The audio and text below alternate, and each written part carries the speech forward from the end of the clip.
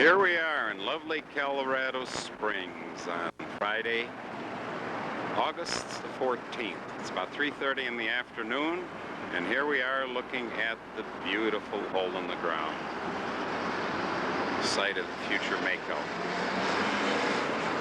There's a sign, there's our camper in the background, there's a beautiful rent-a-wreck that I just rented. It's going to take us around for the next week. There's Danny's office. Murphy put that on the site for us to use. There's our Chevy pickup, which has held up very, very well. There's a liquor store next door. Wonderful people that own it.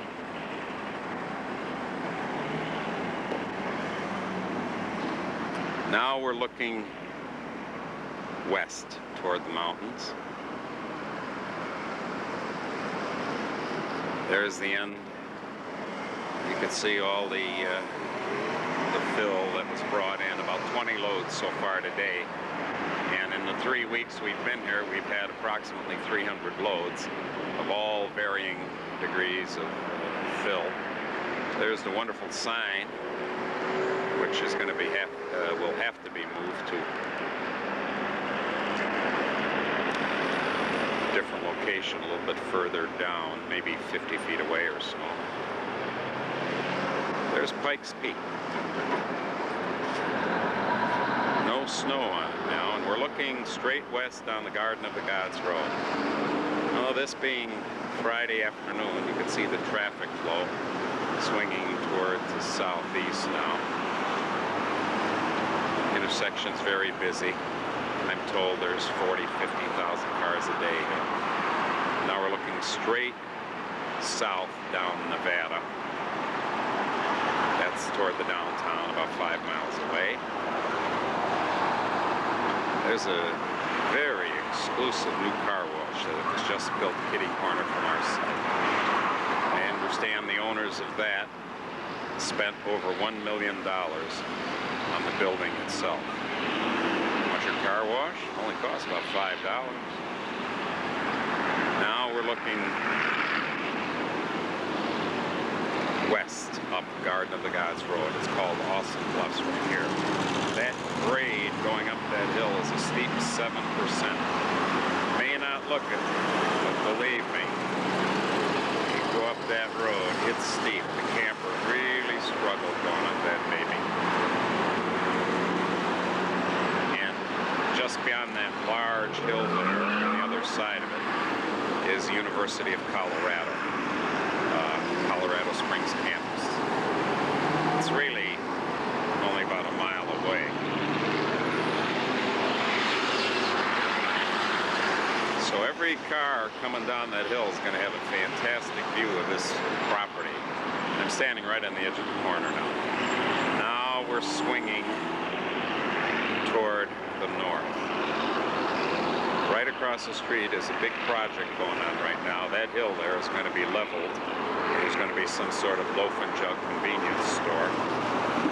And right behind that concrete truck down there, you can see the loader working.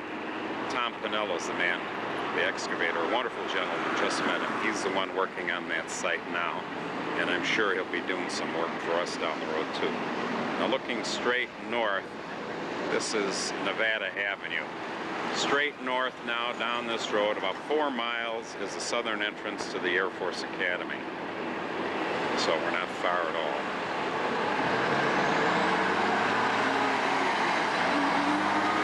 There's a liquor store. Nice little store business. And down the road there is a wonderful Mexican restaurant. I understand the prices are at least better than average, but outstanding food. There's a little special cabinet maker right next to the liquor store. There's the site again. It's not exactly the best kind of fill, but it's free. We hope to get that fill and push it over the side of the hill, spread it along the bottom, and we'll be able to tamp it a lot better.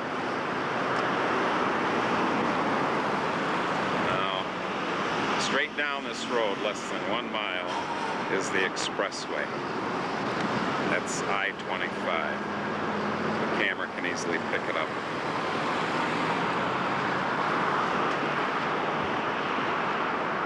The exit's right down there. Those are my trees that we're looking at now. The river is just, 30 feet beyond those trees, down. My property ends right in the back of those trees. Now there's a pretty steep grade going down this hill here. But our curb cut, our entranceway is going to be right about at that silver utility pole. You could see it right behind the yield sign. That's approximately 200 feet from the corner. That's where our entranceway is going to be, and we'll come back up toward this way where the site is. The building is going to be, the end of the building will be approximately 30 feet from the edge of where the sign is located, and it'll be 120 feet long, 60 feet wide. Right about by that sign will be the southeastern corner of the building. That'll be the front where the doors will be.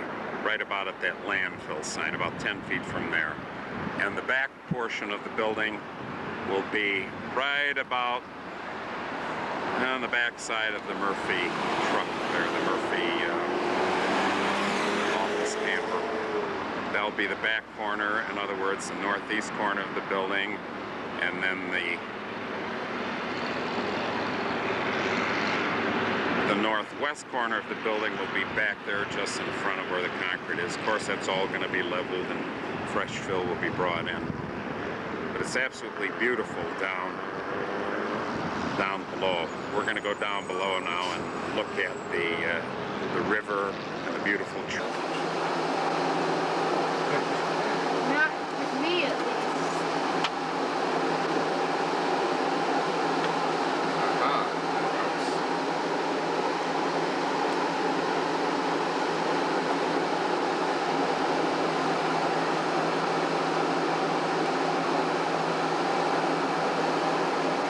The eyes light up.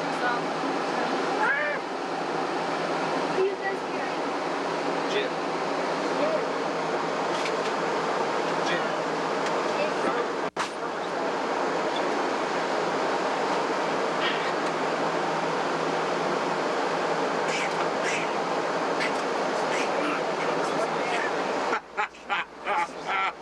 Show my best side. That ain't your best side. I got news for you. There's our magnificent air conditioning.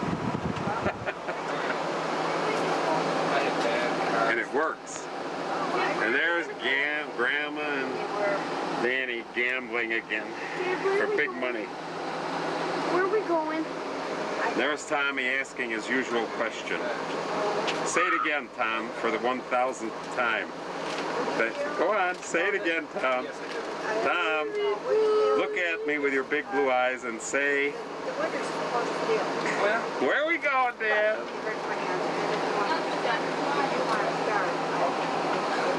Don't. Steven, you're not ready, great. Jump up there. There's our nice, neat kitchen, which Mommy cleaned. Camper next door. You guys might be doing some climbing on All the comforts of the home. Television. Large, triple bunk. There's the cockpit up there, where me, the captain, drives, navigates, repairs, listens to complaints. Makes some. Don't forget about that. Hey, and there's a good-looking guy taking a picture of everyone in the camera. Look at that. Hey, Daddy, oh, hi. There's the narrator. Hey, Chris. Chris? Gee, you have nice legs, Chris. Those two also. You have first choice on that? princess. Where am I? Hey, I'm not done, Tommy. Thank you. Oh, no. Excuse me.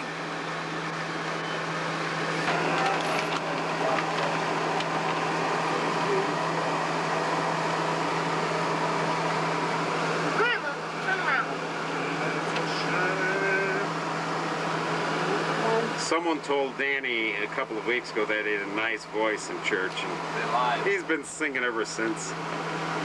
He's singing in the rain, just singing in the rain. What a wonderful feeling, I'm happy again. Look at that view. Do that again, Mommy. So dark up above, the sun's in my heart, and I'm ready for love, just singing in the rain. And here's our camper from the outside. Campsite. Real nice site. Too bad we couldn't get the awning down, but actually it's still a nice site. There's our rent-a-wreck. 79 wagon. Runs pretty good. Loose front end, but it works. There's our neighbor across the way. Washroom in the background. Very nice washrooms. And this is what Mary and I are going to buy when our ship comes in. That's a Wonder Lodge. That's the back end with a TV on top. It's the size of a Greyhound bus. Look at this. Can you believe that for a camper? The gentleman that owns this lives up in Cripple Creek or Victor somewhere. Must be a very wealthy gentleman. He parked it here just because he doesn't want it staying there unattended. And he left it running here at $20 a day with the air conditioning on. I'll take you around and see the other side of this. The other side of that baby.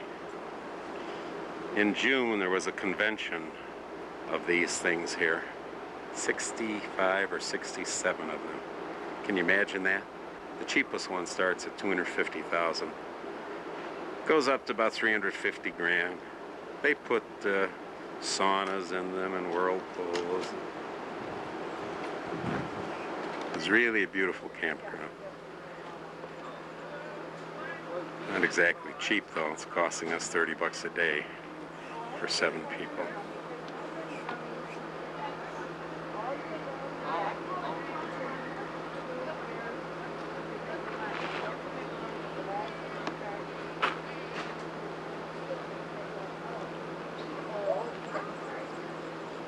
All different kinds of campers, fifth wheels, tents, pop-ups, and that Wonder Lodge you just saw. That one right there is a lot like those silver bullets that we see all over the place that are such excellent campers. Beautiful day today. About 85 degrees. There's the Wonder Lodge. Virtually no humidity. Breeze kicking up 10 miles an hour, 15 miles an hour. And I'm going to take you over to show you a few mountain peaks now. And not a very good view here. But anyway, down there to the left, behind that tree, which we can't see, right now, Cheyenne Mountain. That's where NORAD Space Command is. And following that ridge of mountains, which is where we're going to travel tomorrow, we're going to go over those babies back to Cripple Creek and Victor. Fantastic, beautiful ride through there. And going right up there, just to the edge of that tree on the right behind it is Pikes Peak. We'll get over to take a better view of it. It's really an unattractive mountain. There's not any snow in it. Like I say, not very attractive looking. We'll zoom in, bring it a little closer. Over 14,000 feet. A lot of people think it's the tallest peak in the continental United States outside of Mount Whitney. It really isn't. There's quite a few right back in this mountain range that are taller than it. But I don't think any of them get to 15,000. They're all between 14 and 13,000. It might be a little patch of snow up there. I don't know.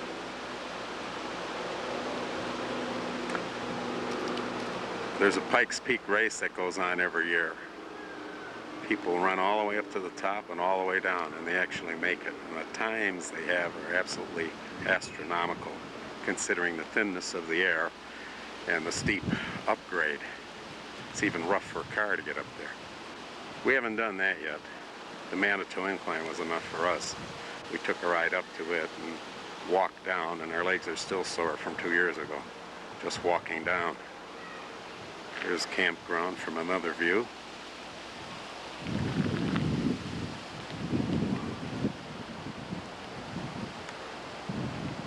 Another fifth wheel. So many different ways to go. There's that Wonder Lodge again. That one's probably worth only about 300 G's. Crazy, isn't it? It sits there. Truly a luxury. I could think of a lot better uses for money. But I won't tell Mary that. And we'll shut off for now and pick up on our next trip. We're going to go to the Garden of the Gods National Park. That's beautiful. Did it flash? I don't think you need a flash. I don't. Oh, shucks. But the last one didn't flash, and I wondered if they were going to flash it off. This is one of the high points in the Garden of the Gods. Beautiful. That's supposed to turn itself. Does it? With all its shapes. Get a better view of the Camel's Hump here. That's the Camel's Back, or Camel's Hump.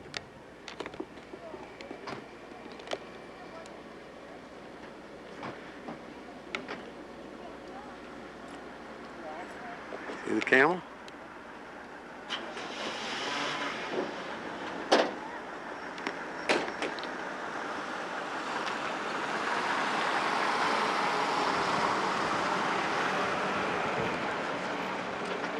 Camera obscura. Probably.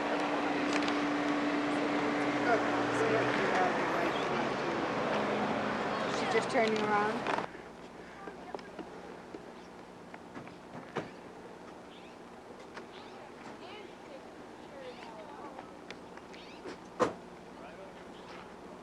Garden of the Gods campground is right down in there somewhere. Beyond the trees this side of that highway. That must be part of Manitou. Oh, kids are yelling. Let's take a picture of them. Dad! Rick, make a picture of us. Gotcha.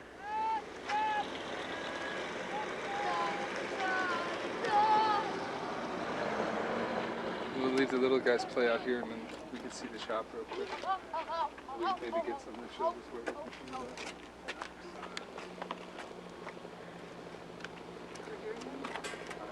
No, I was thinking Dad, could we go over on that one over there? I could get up on that rock and take a picture. Only the ones that are safe, Tommy.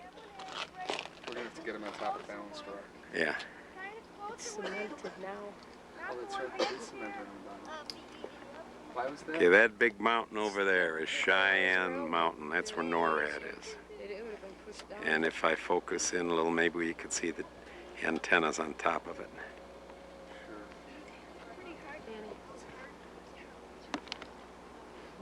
Sure.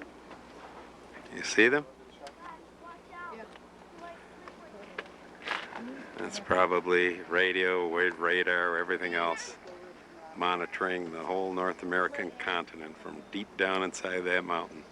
And right back in there, also, up that slope, I think on the left side is, Come on, Dan. or maybe even the right side, I'm not sure. Cheyenne Mountain Canyon, one of the most beautiful places in the world. Seven Falls, Helen Hunt Falls. We're going to go there tonight. Come on, let's go in the shop.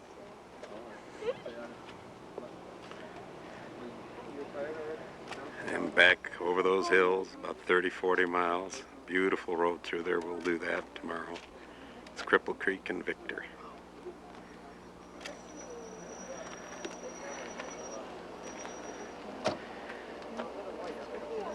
And we're approaching Pikes Peak. There she is, the big one, the big baldy on top. And right below it, that line running up there is what is called the Manitou Incline. We started down at the bottom of that thing in a cable car and went all the way up to the top. I don't know how long it is driving straight up to the top, 4,000 or 5,000 feet, but coming down, which is what we did, we walked down and it's 4 miles coming down. Doesn't look it, but boy did we feel it.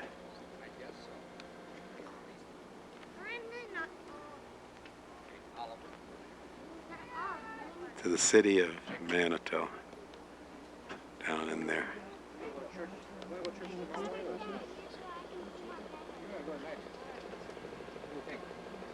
Up here. 4 miles down? No! What? Because that's not 4 miles up, but you have to zig around in order to have your paths. He almost did. It was pretty steep, and I didn't have gym.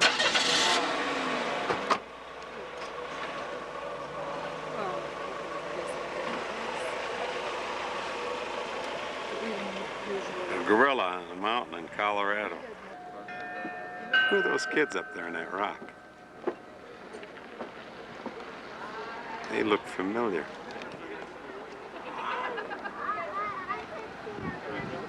Let's bring them in, see who they are.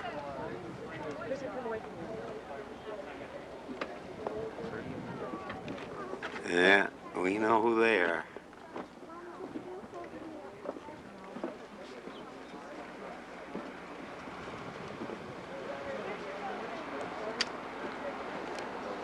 Now I'll take a panoramic view of this beautiful valley. There's the camel's humps again. Colors are fantastic.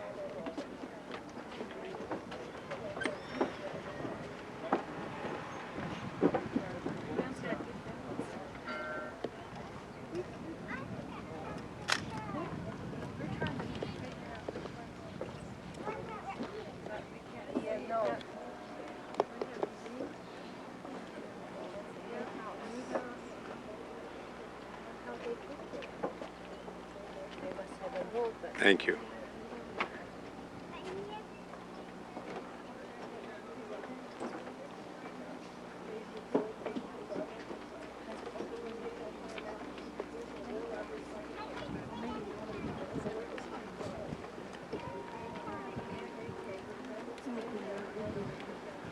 こういう天気がほとんどね。雪が降ってまくるよ、こんなの。で、半袖で雪かきができるよ。そうなんですか、これは。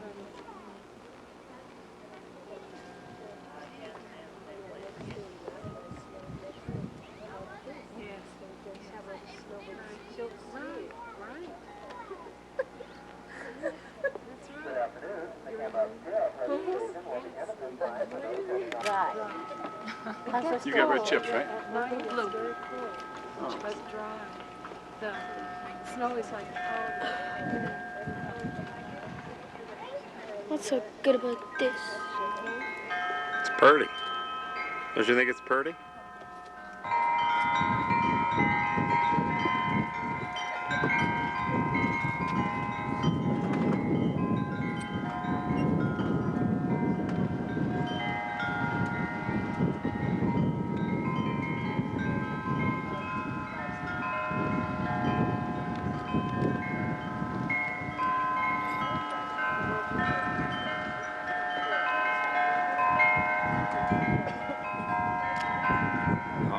There they go. Getting up high again.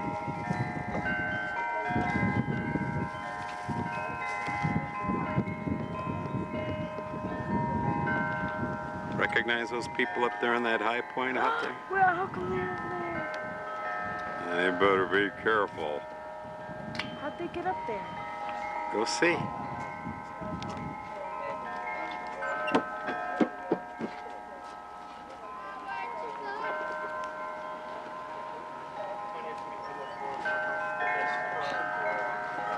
Pardon the wobble.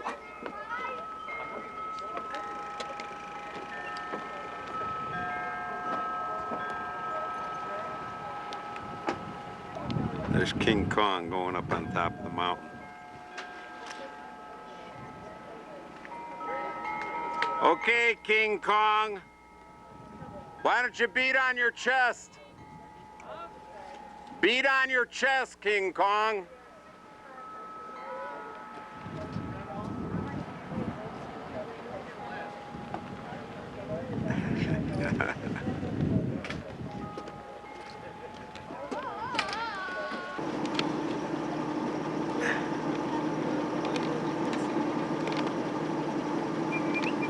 Look, there's a little bit of snow up here. Pikes Oh Peak. yeah. That's Pikes That is Peak. Pikes Peak. I was gonna say that. We have an argument. Trying to see what color that bird is there. Maybe the camera will pick it up. You know Dad can. You see a little whitish spot toward the top of the biggest mountain? Come on, birdie, show yourself. Over Oh. there? Yeah. Yes, yes. I see. Yeah, there is a little bit of snow at the top there. It's just about 2/3 up. Yeah.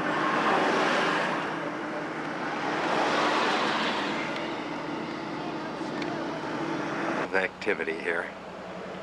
There's a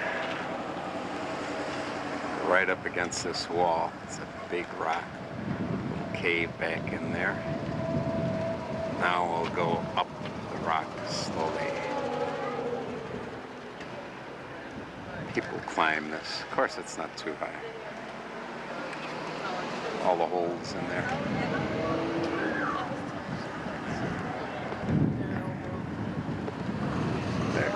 There's the top.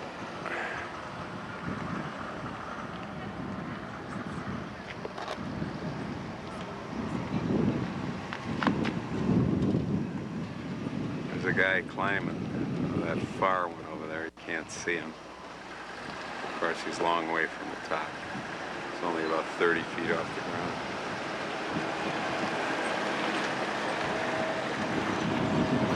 Beautiful day, 85 degrees, 10-15 mile-an-hour breeze, partly cloudy, beautiful white clouds.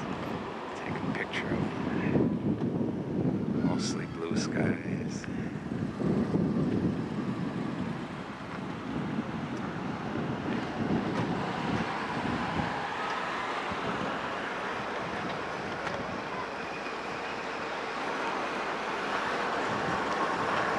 Hidden in trading post.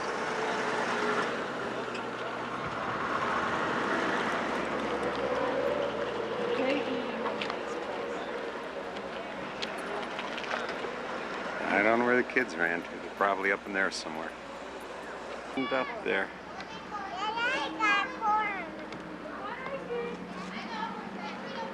Doesn't look like it's very far, but it is. It's not easy getting up there.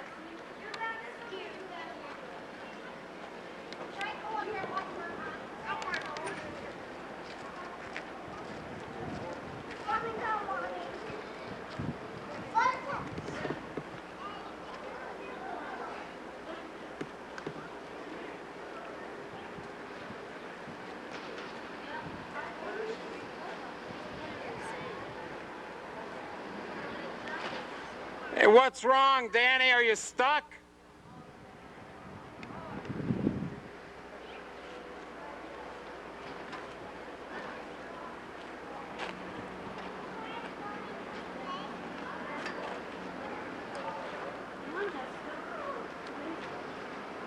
Expect to see them appearing on top of that rock pretty soon. We'll see. There's Daniel. He made it.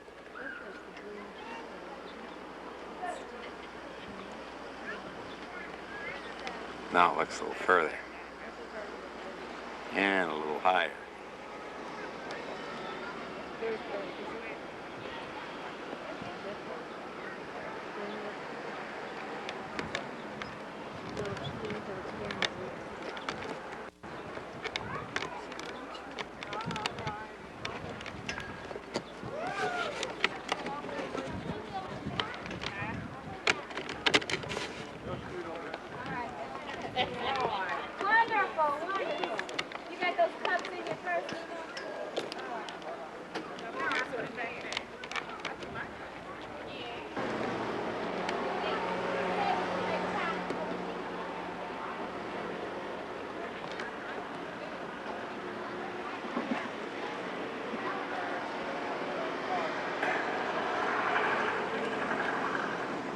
There's the eagle leaving his perch.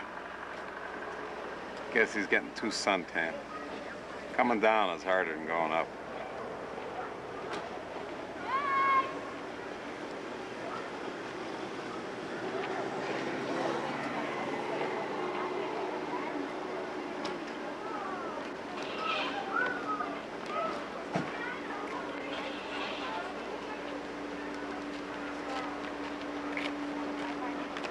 Beautiful day, beautiful.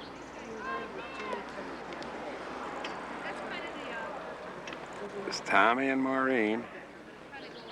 And the question is always asked of mountain climbers. Why do you climb mountains? And the answer always comes back. Because they're there. Our kids have a little bit of monkey in them.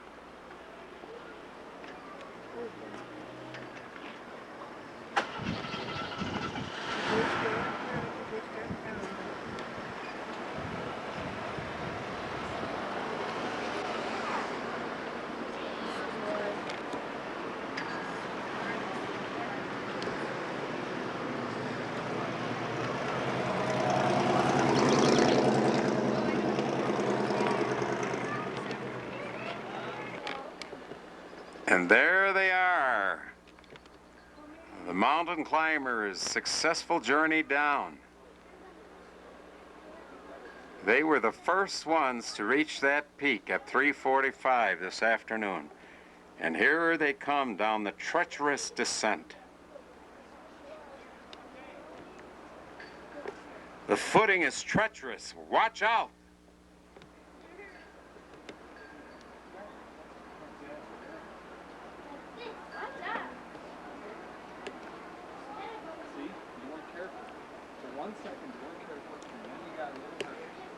You come down frontwards, Dan. That's the way the other people did it.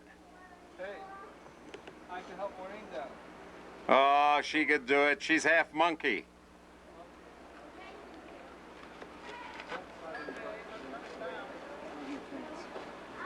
Wow.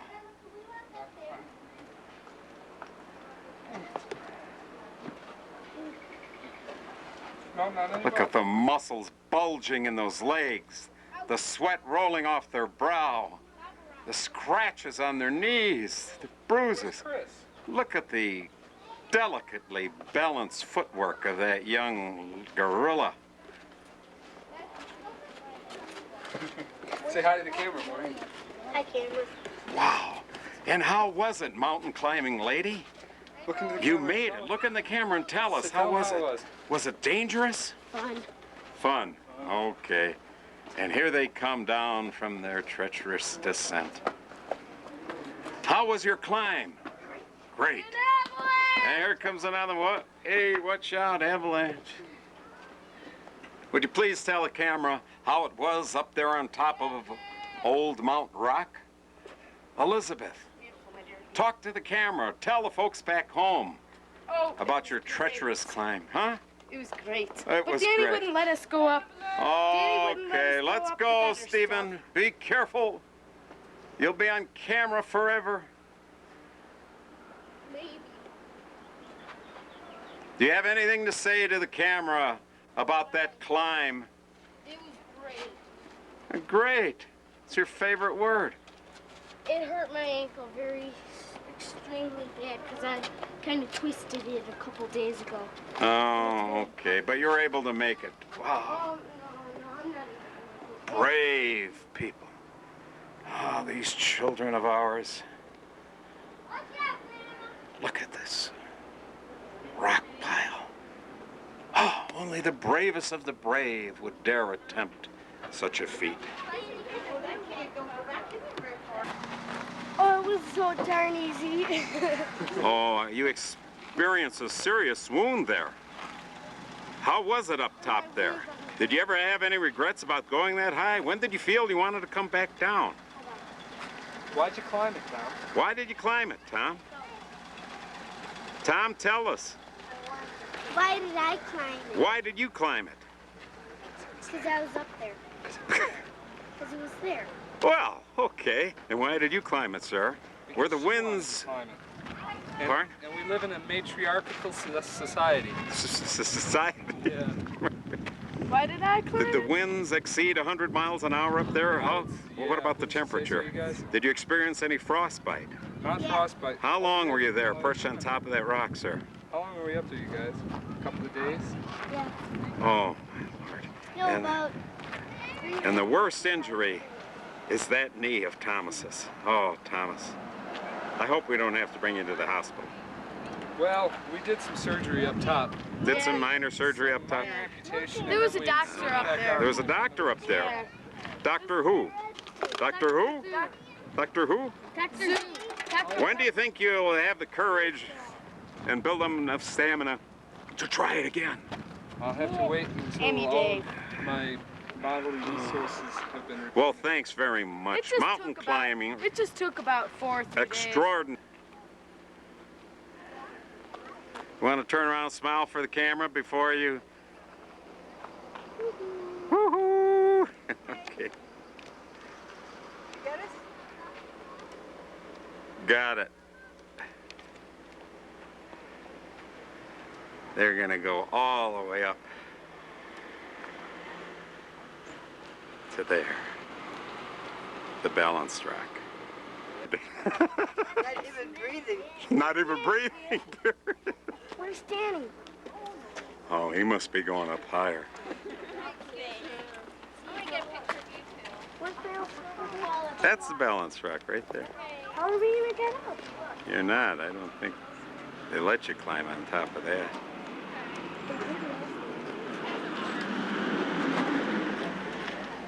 This is balanced back.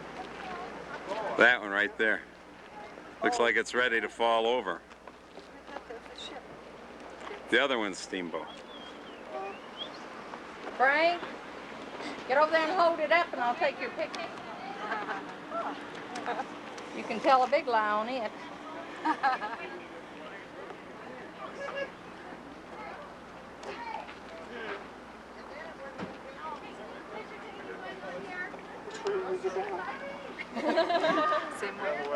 Slide down.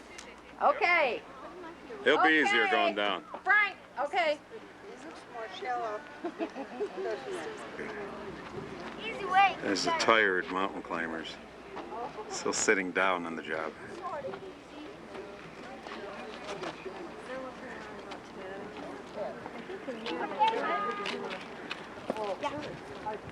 In a throw. Got that rock in it. There she is, Mrs. America. Look at her smile. Ain't she grand? Is she a brat? Grand. She's a brat too, though. Water coming down from up Pikes Peak way. Quaint little park here in Manitou. I'd be happy if I fell.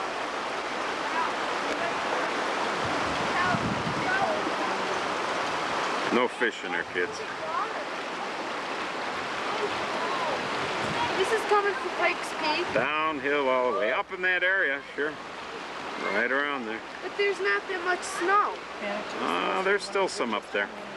And there are rains that rained up there, so they're coming down all the time. Talking in this building, I think that's a cool house. Dad, how many burgers are we gonna get? There they are, tourists, you could tell by the way they're looking, gawky-eyed, jaws dropping low. They're waking up now. Look like they don't know where they're going and don't have the slightest idea where they've been.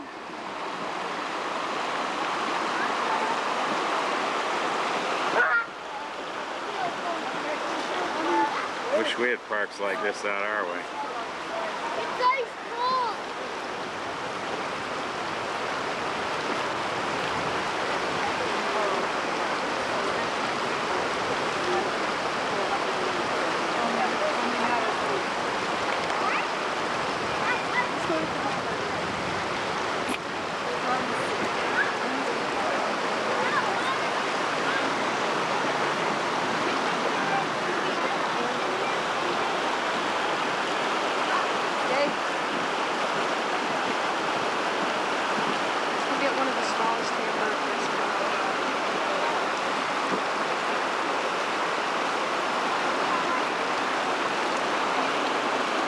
some big kid, awfully big kid on that swing.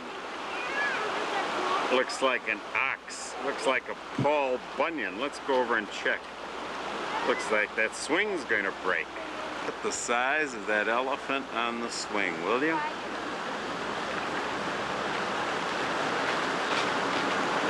Boy, I didn't know they piled it that high.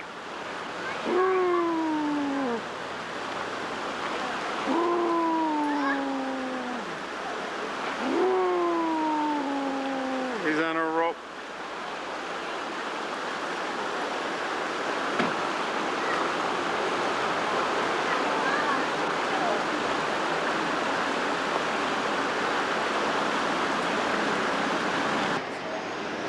Get up close.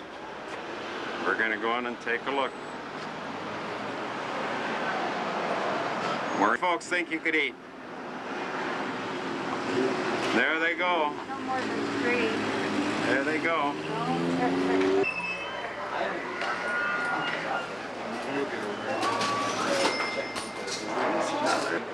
Okay, Chris. Think you could do it? Huh? Pick up the whole plate. Dad? What do you think, Mom? Can he do it? Yeah, you could do it. Dad, get Tom. Oh. Oh, wow. Look at terrible Tom. He can do it. A little bit at a time, Tom. Wow. Okay, Tommy. One bite at a time. Don't swallow the whole thing.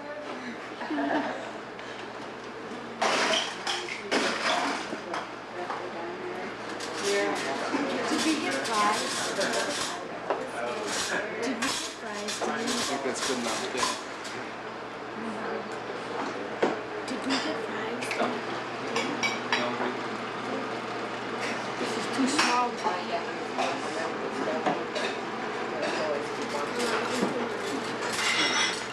Three gulps, Chris. Dad, this is too small. Too small, huh? In the middle of a hard day's work. Yeah. Take care. That's all right. We got it. Take care. That's a great big smile. Showbiz. Doesn't work it off. Will you give me $1 if I do this? Okay. $1 if I do this? Come on, Tom. I want to see you and Maureen do it. Let's go. Give me $1 if I do this. Come on, Tom. Faster. You're on camera. Oh, go on, Maureen.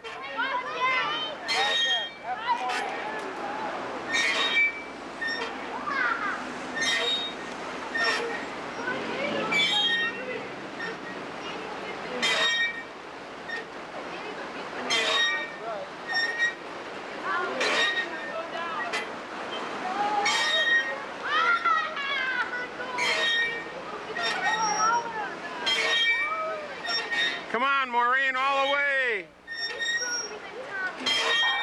Faster, Maureen, faster. Go, Maureen.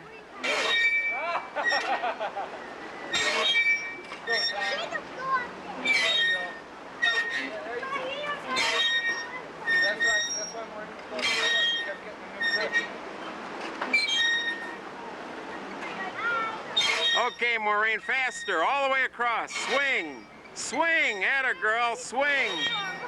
Wow. Atta boy, Tommy, swing. Last one, Maureen, atta girl. Wow, atta boy, Tommy, 2 more. You did it.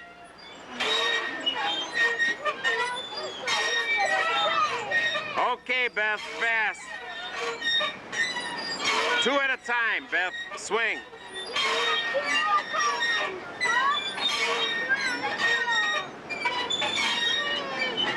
Hey.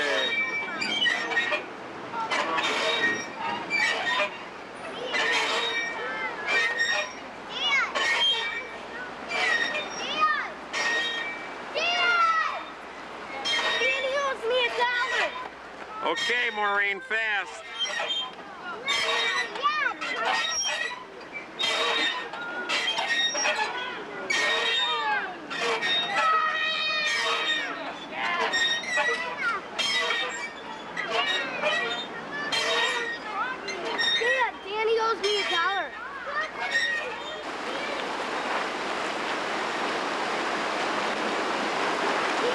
are, standing above the Arkansas River.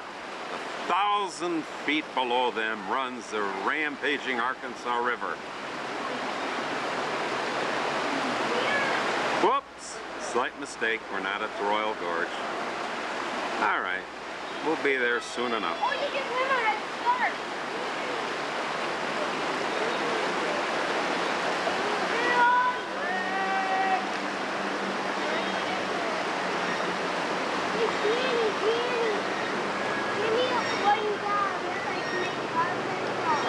One down there and make it all the way across. No, not one down there. One down her. I'll give you a quarter.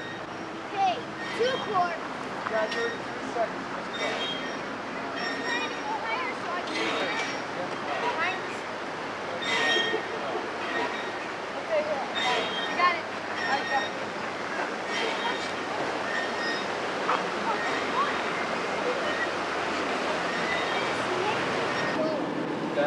Cheyenne Canyon, one of the most beautiful spots in the world.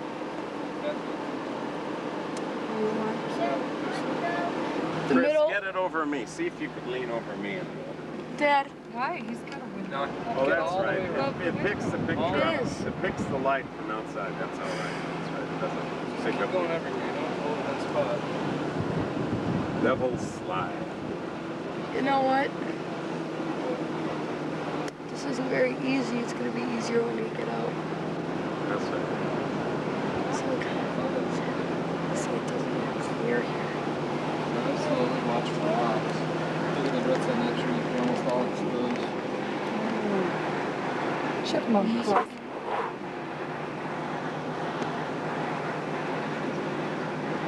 This canyon here is worth the price of admission. I think. Listen to them whistle now.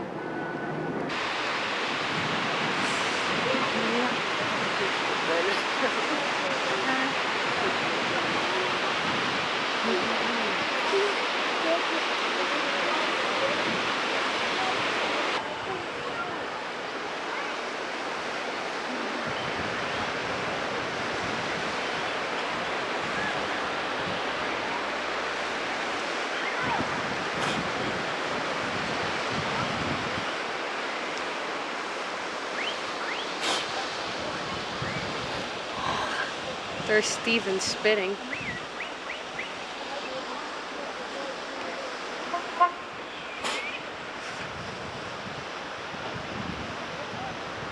Yeah, he thinks he's funny. Here's Chris.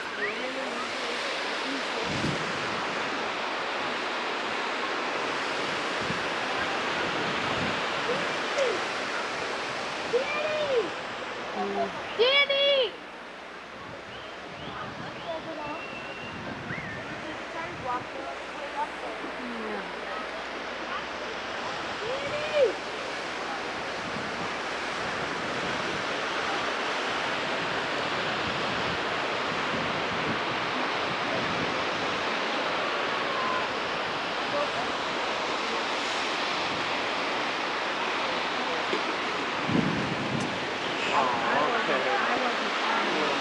I didn't even have the last.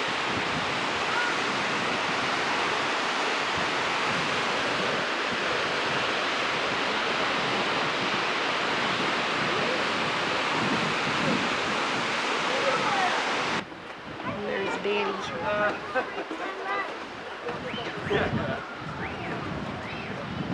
Running up the stairs. He will not show that he's tired.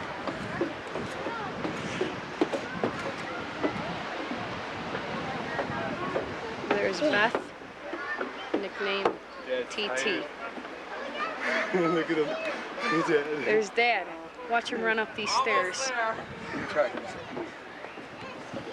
Get Steven.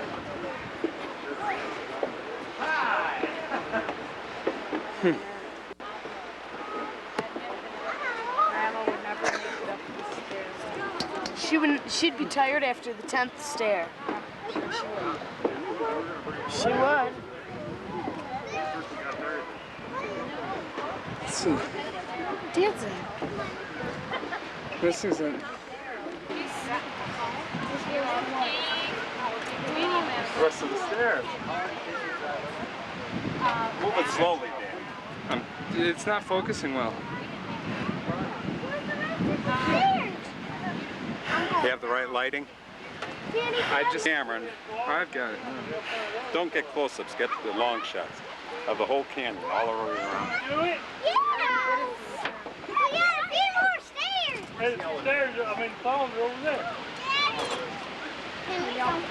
Dad, let's go by those stairs over there.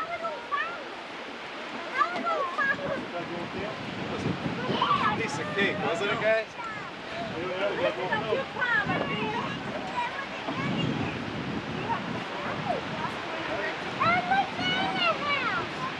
Michael, watch your children. You slide down them real. This ain't stop. Well, we got a few more stairs to go. Hey, here, here, here. Michael, watch, Scott, please. Oh, that's big. Where?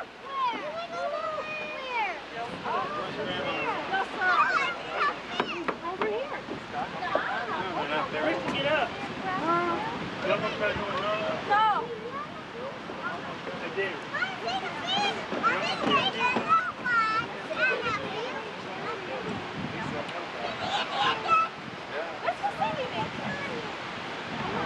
Move it slowly, Dan. It's too fast.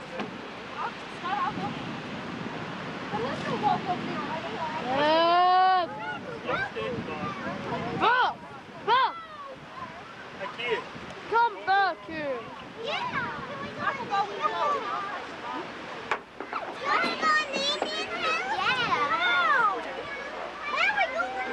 gotta go back to the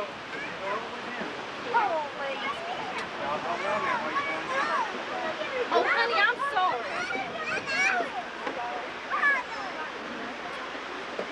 Oh, really?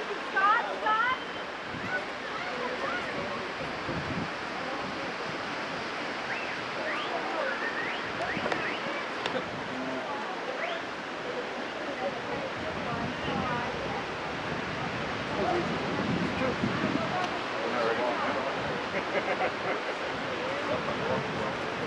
That's up on that. A lot more stuff.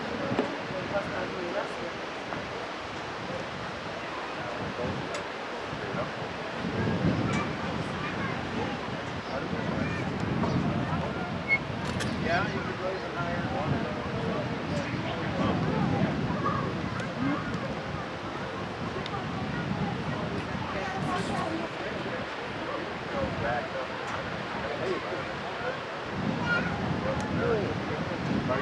She was buried.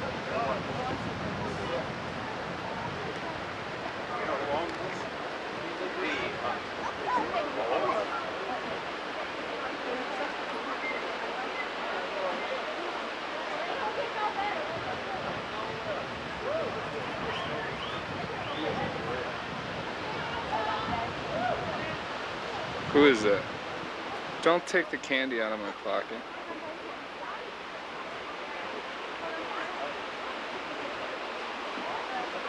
Dan, did you get the mountain goat? No, where is it? He's quiet now. He's not moving. Get him. He's right over there. In other words, he doesn't exist in reality. Well, in reality, he does exist. But if whether or not he is real is another question.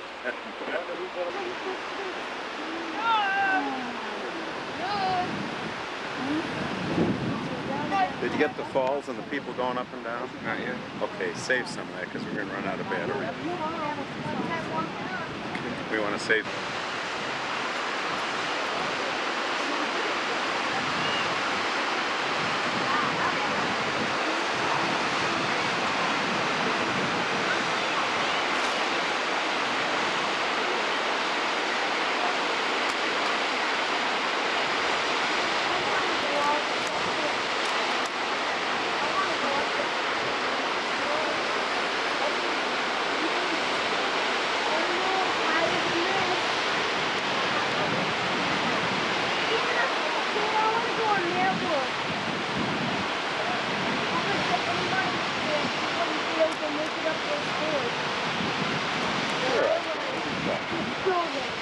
Let's go. me go.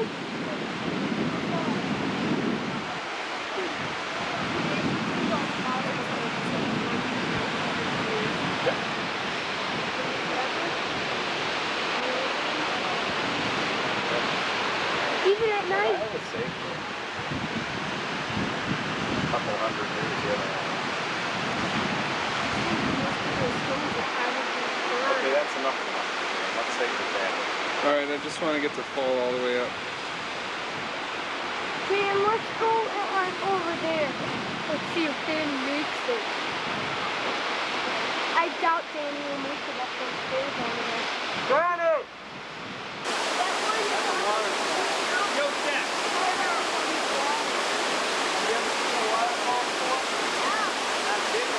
There goes brave mommy. And Chris.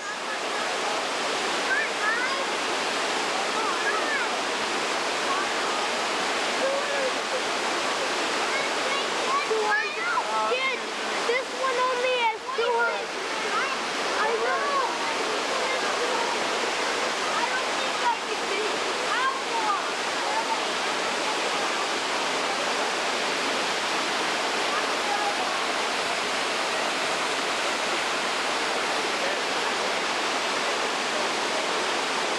Only 200 some steps going up this one.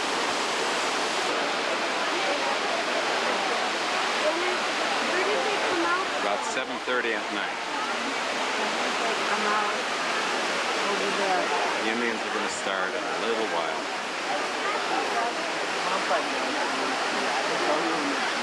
Can they step up on that stuff? No, I don't think so. I don't know. But, all right. Yeah, we might. Beautiful canyon and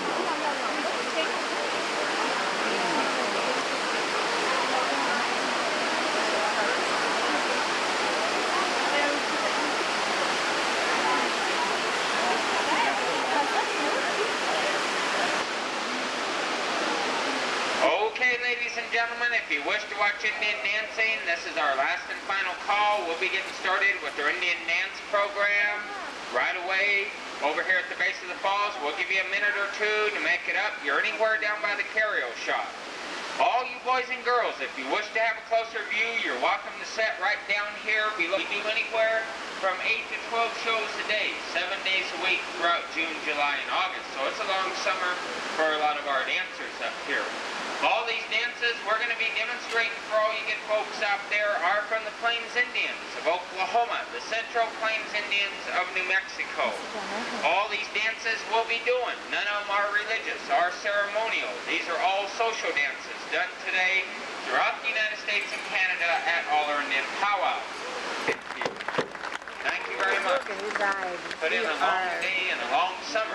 Right back over here in the buckskin dress is my wife, and this program would not be possible without her, as she makes a lot of the costume work, and it takes a lot of time and effort to make these costumes and this beadwork. We're living chiefs in our Southern Cheyenne tribe. He is 88 years old. He had a group up here about 12 years ago for about 3 summers. His name is Chief Buffalo. So here we go with our first dance, the slow word dance. You wish to take any pictures, go right ahead. Hope you enjoy our program. We got some good standing room right back over here by the teepee. All you boys and girls just now coming in, you're welcome to sit down here below our platform.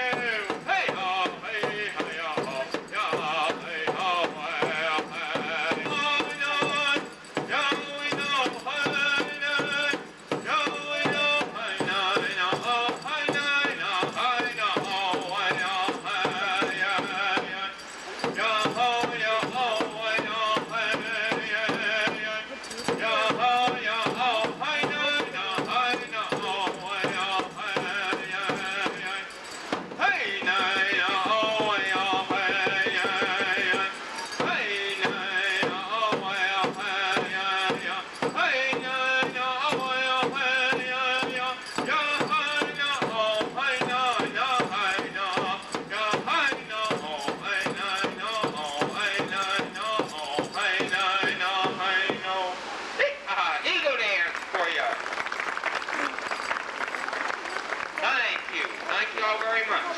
Well, now we're going to be bringing out my wife here, Carrie Sweetwater, to demonstrate this next dance for you. This next dance is called the Swan Dance. It was originated by the Yakima tribe from the state of Washington. The story on this dance goes back hundreds of years ago when the Yakima tribe was a very plentiful tribe. One day they quit giving thanks to the Great Spirit above. The tribe started running into a lot of problems. All the animals were disappearing from their hunting grounds. Some of them was starving. Some of them was starving to death. So 7 of these maidens sacrificed themselves for their tribe and for their children. They went into this lake and they came out as swans. Once again, all the animals was coming around the hunting grounds. The tribe is still building up today. This dance is on the honor of the swan and also to remember to always be thankful to the Great Spirit above. So at this time, the Swan Dance.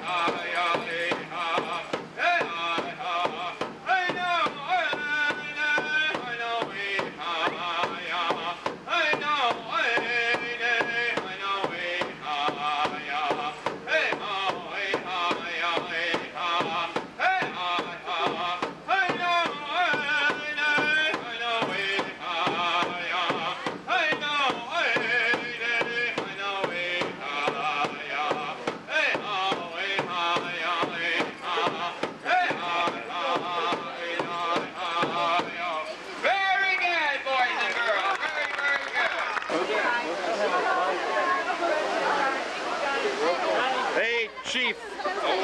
Oh, got him. Cheese. Shake hands. Oh, Paul. Enjoy yourself. Got him.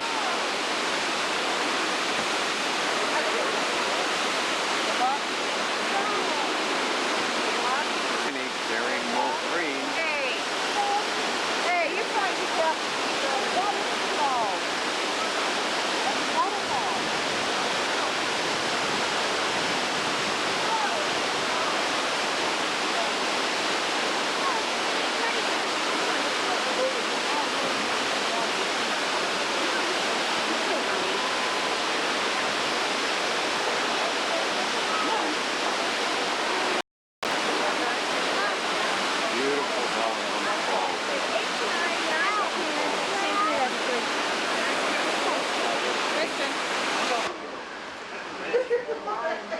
wonder if you could get a glimpse of those fish. They must have walked down earlier. We got to work.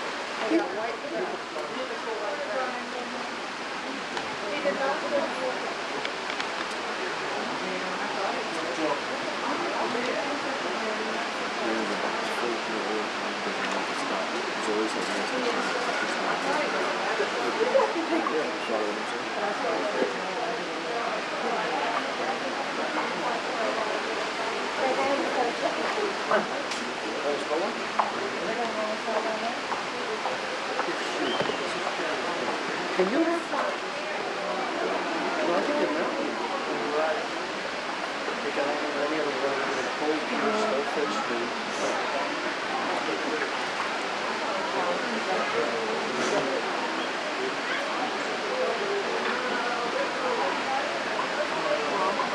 Throw a whole bunch of time.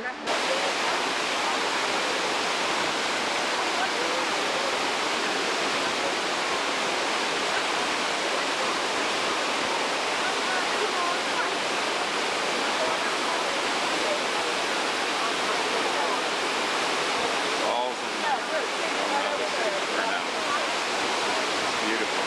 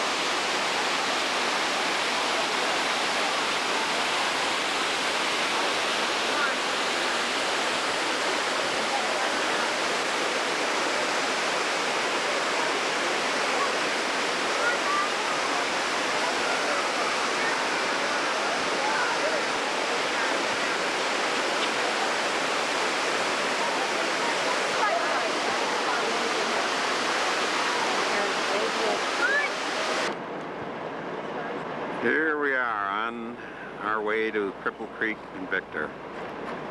We've just been out of Colorado Springs 5 minutes. We're on this overpass, outside road with a beautiful view of the city. Danny, do you hear those magpies? Looking down at Colorado Springs.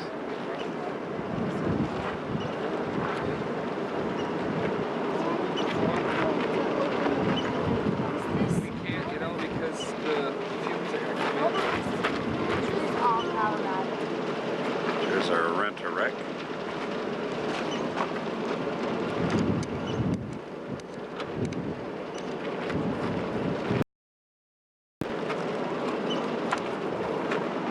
Hey Dan. Hi. How are you?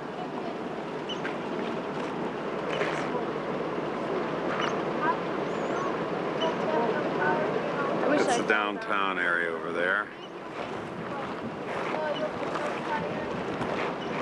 Wonder if we could see where our business is. Get over here a little bit more.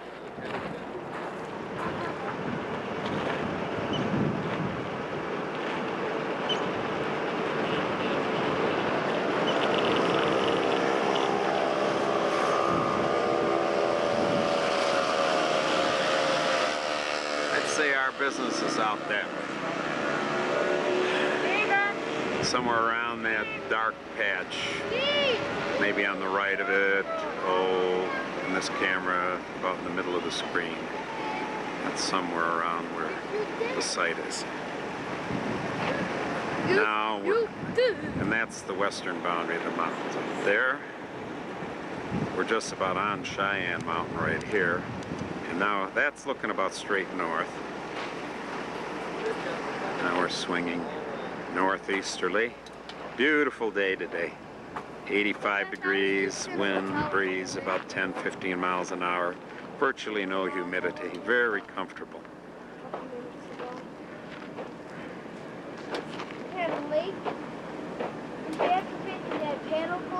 Right there over this high reservoir is the Broadmoor.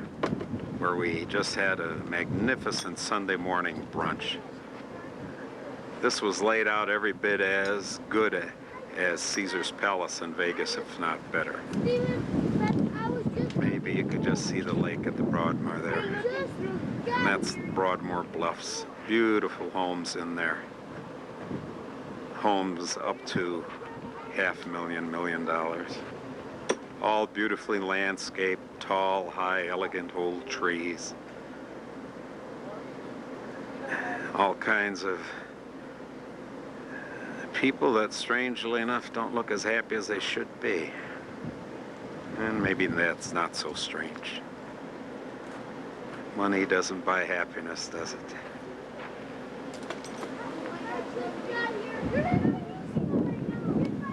Now we'll swing straight east and looking through these trees and moving up a bit. That's close to Cheyenne Mountain out in that direction.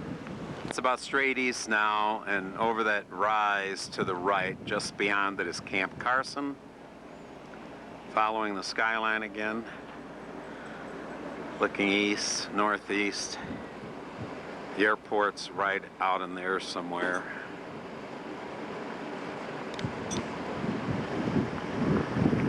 That's about straight north out that way.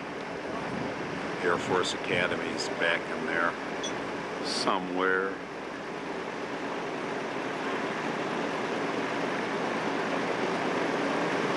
I'd say we're at an elevation of approximately 7,500, 8,000 feet right here.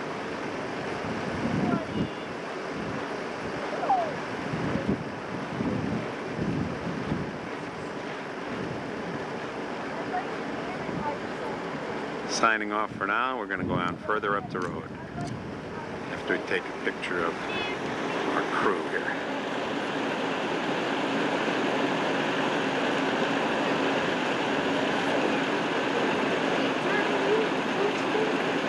Can I use that?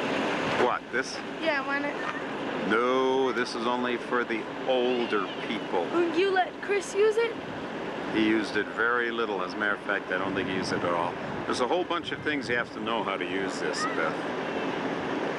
And even I, as a camera will show later on, am not an expert picture taker.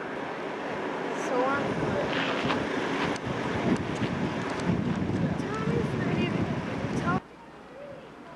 Thought we'd read this sign here.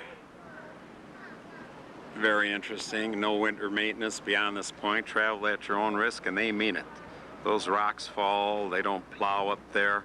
We're on a nice asphalt road now, but this is going to end very shortly, and it's going to be washerboard for about 30 or 40 miles up through the mountains. And then we'll arrive at Cripple Creek and Victor, probably 2.5 hours.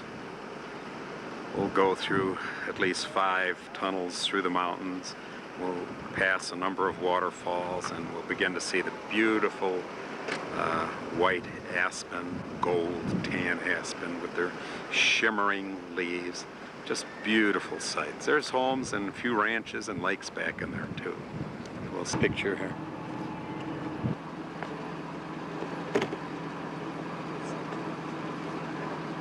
That might be the Will Rogers Shrine out there, but that's Cheyenne Mountain on top because there are the antennas.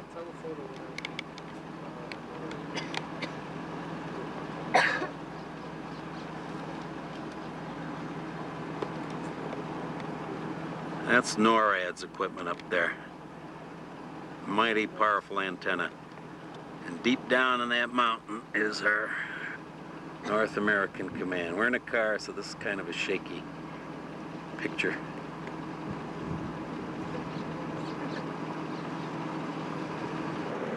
And we're still on the road, only up about a quarter of a mile from where we last stopped. There's one of the many waterfalls we'll encounter. Doesn't look like much from here. Actually, it's a small one, but it's beautiful fresh water.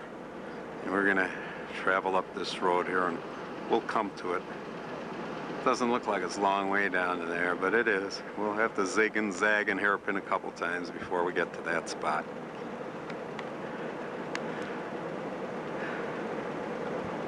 Today is Sunday, August the 16th. We'll be right over in there in just a little while.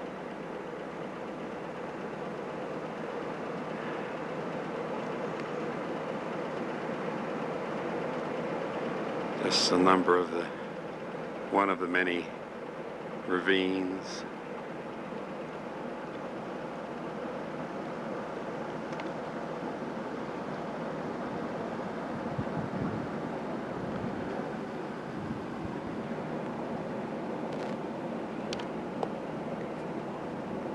Here's one of the narrow cuts in the road that we just passed through.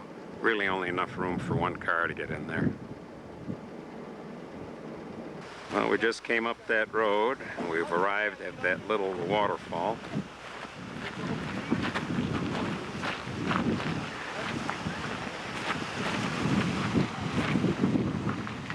That's a mini one, but it's clean enough to drink. It's a lot cooler up here.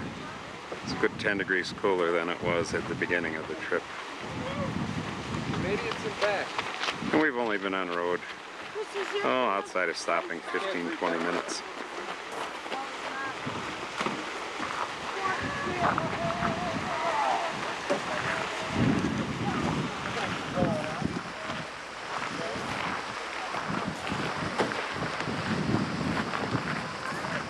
Whenever I walk with this thing, it'll be kind of bouncy.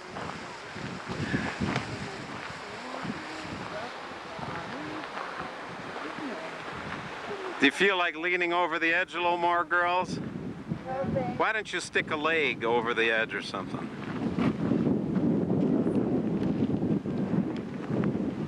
I've heard people try to get rid of their mothers-in-law, but I never heard them take that way out. The water comes out of a culvert here, not very attractive, but it goes down a little further and cascades over some rock right down there, and it's pretty. We could still get a view of the city here.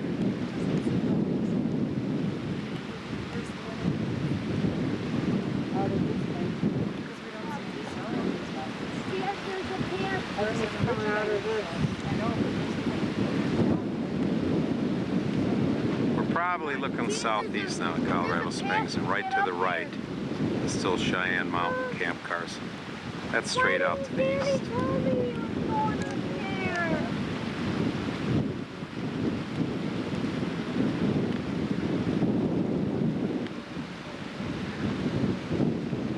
We'll be going up that road.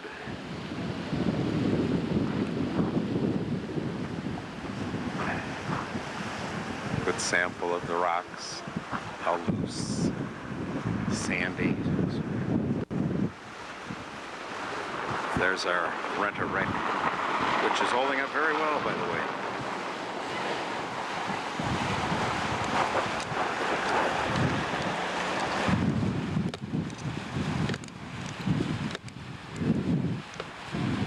Yeah, that water probably starts somewhere around 10, 12,000 feet anyway.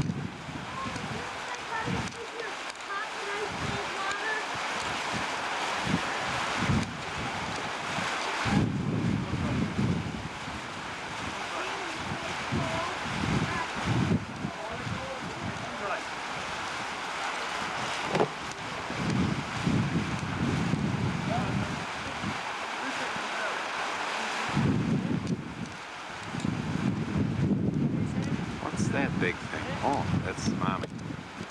That's Beth. You can tell the difference.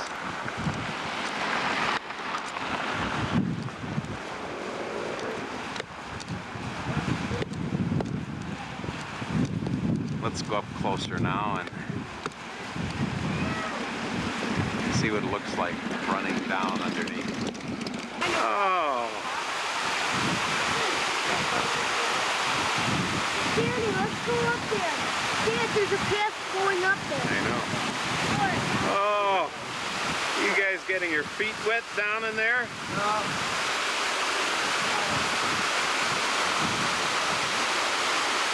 We're getting the pop cola.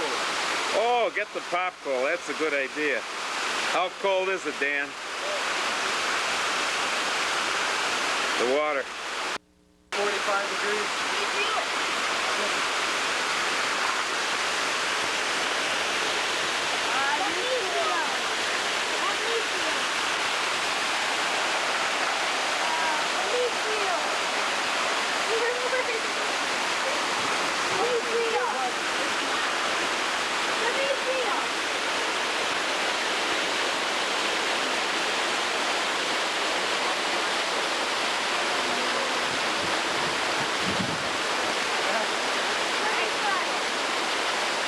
Come on down, Beth.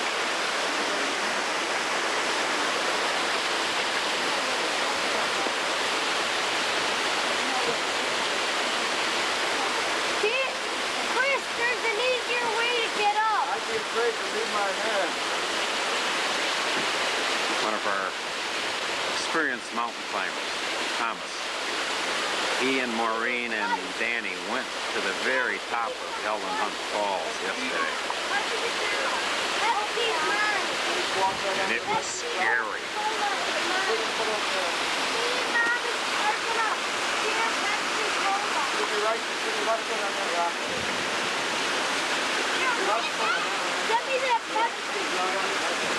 Watch out!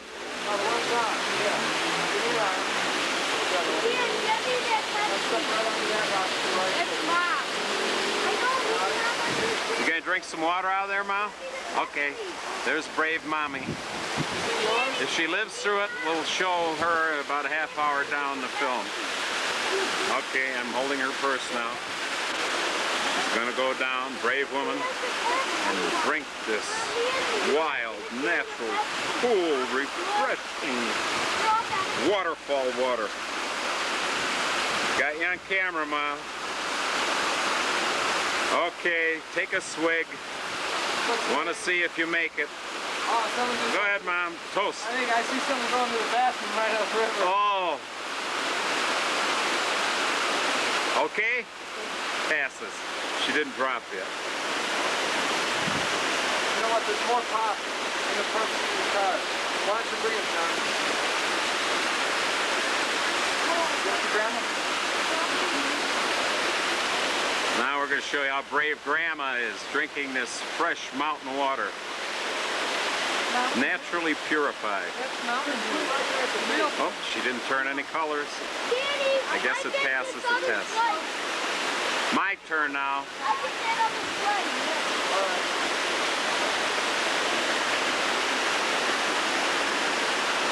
Mom, you put the Pepsi, please.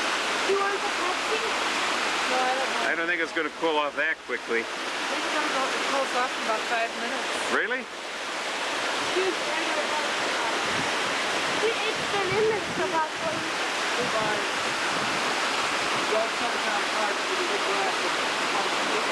Mom, let the camera see you without your glasses.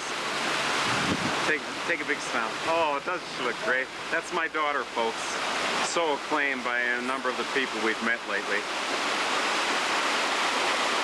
Or I'm her dad. Can hardly wait for the time they start calling me her grandfather.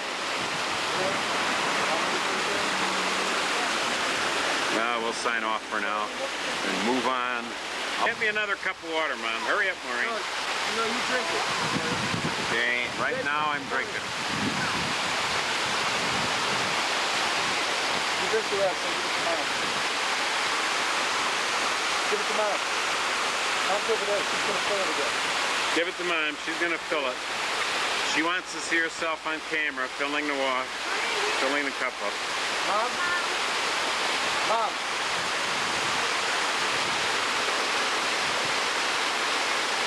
Look how brave Mama is. This is what the Indian women used to do. Always get water for their families. With their big feet. See our big, brave squaw? Big, heap, brave squaw. Get water for little papoose. Mama. And for Big Chief. Big Chief thirsty. Want more water. Good squaw. Squaw must stay by water only 8 hours today to get enough for cooking. And when it falls, it's gonna puncture. There's Stever. There's Big Tom. Whoa! Dad, here's your... Across the waterfall. Go on, jump. Ta-da!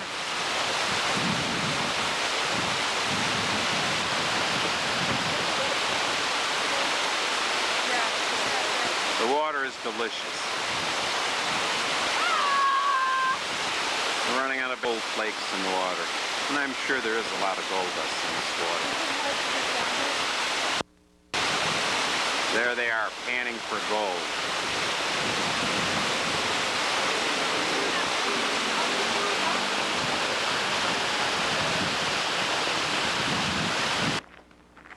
This is St. Peter's Overlook. Got to be somewhere between 8,000 and 9,000 feet now. Good throw. Come on, see if we'll have a contest with you too. What are you guys trying to do? City way down there.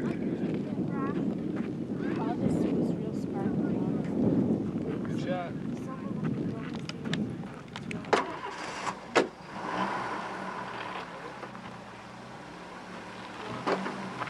Oh!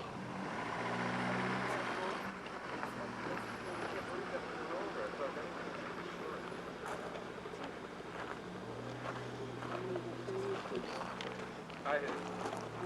You didn't hit it, did you? Hey, should we go up there for Dad? We already did that one. Did you? Yeah, I remember doing that. You did it, remember? Yeah, we were out on separate rocks. Dad, I'm gonna go climb up that mountain. They want to go climb up top there. I don't know. It's safe. Those boulders. That's about 2 miles away. That's at least a 40-mile foot high. Chris, remember Stephen was chasing that deer? That's where he tackled it. Oh, yeah, that's right.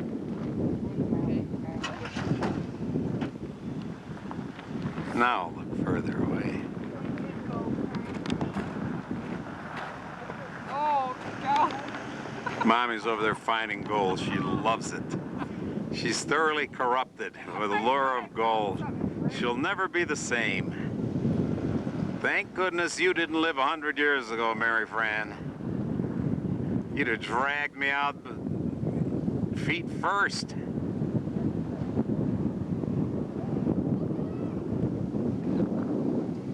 It's a beautiful little pond there. You could drink that water.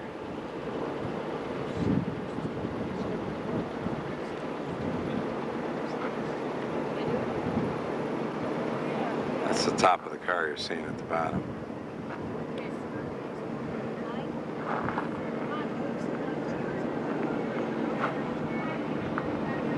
It's the road we just came down. Now we'll drop down into a little campsite, a little meadow. Nice little creek down there.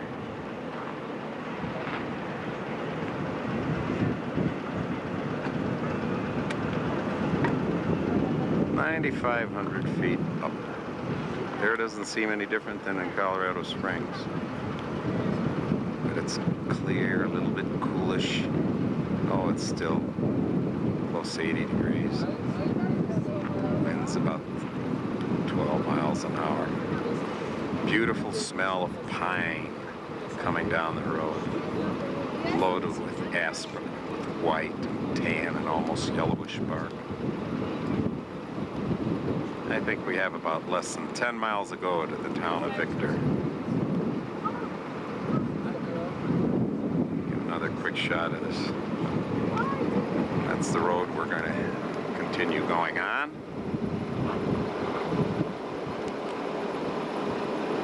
There's that cute little lake.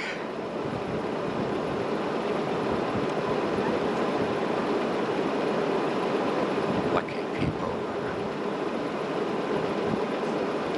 Looks like fun, doesn't it? I know. is a beast. Maybe it's a baby Sasquatch.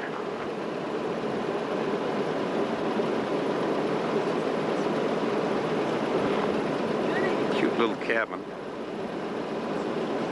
Looks like it'd be fun. It's the flag there, maybe that's City Hall. Huh? Okay, sign off now. Our next picture will probably be in Victor, Colorado. Take a picture of this beautiful valley meadow with a running creek and a lake in the background. And we're about 9,500 feet up. Look how pretty that is.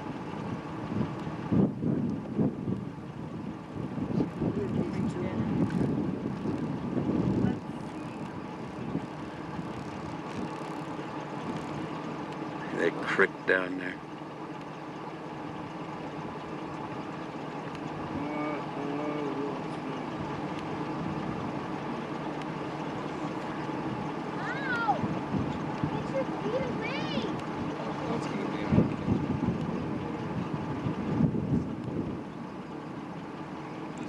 Nice, quiet, peaceful place. Clean. Nice. I'm trying. Yeah, I'm trying to take a picture of this Open up the window back here. Hey, come here. Come here, horsey. Open up the window. Oh, that's gross. Always hold your Here's- hand open so it can't nip off your fingers or palm. He's just out on the road all by himself. Take a picture of Steven. Get behind the man on the other side.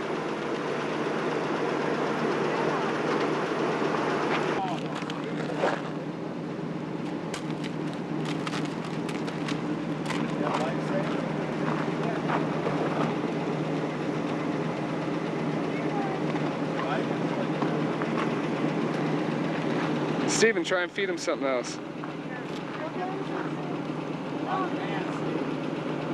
my fingers, Pat.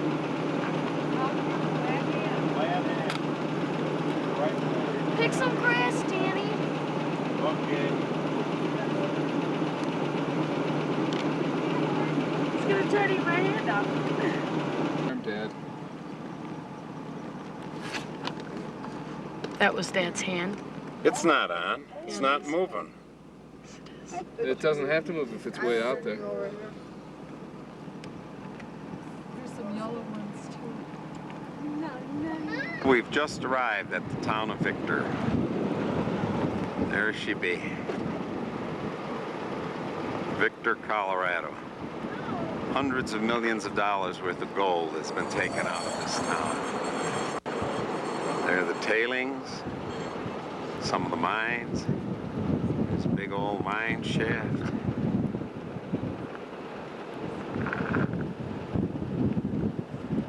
Some of these mines are still being worked, only by a few people though, no large crews. I guess it's still not economically feasible to run big crews out of there. And there's still plenty of gold left, I'm told. The price of gold is just about high enough now for people to start wholesale mining again. And I guess when gold reached 600 and went up to about 800, there was an awful lot of activity in these mines. I'm sweeping around the whole town. That's looking toward the entrance of the town from the, actually from about the southwest.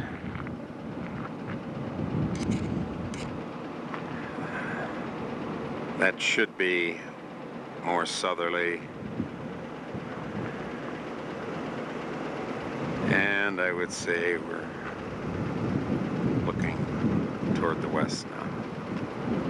The sun's just about directly overhead, so I guess that's west. There's the old town of Victor.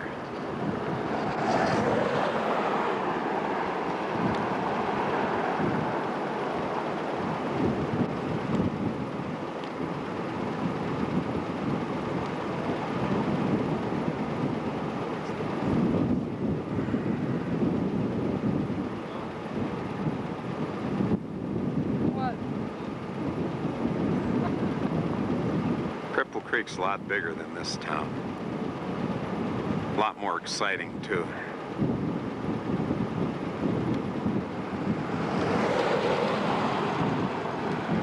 It's Sunday afternoon, about 3:45. You did? Take a quick picture of the boss over there. There she is. Smile for the camera, boss, with your wind-blown hair. I told her she should look like a mountain girl. There she does. She looks great. Ain't bad for an old bag, really. Okay, we'll go into the town now. There's the town of Cripple Creek, Colorado.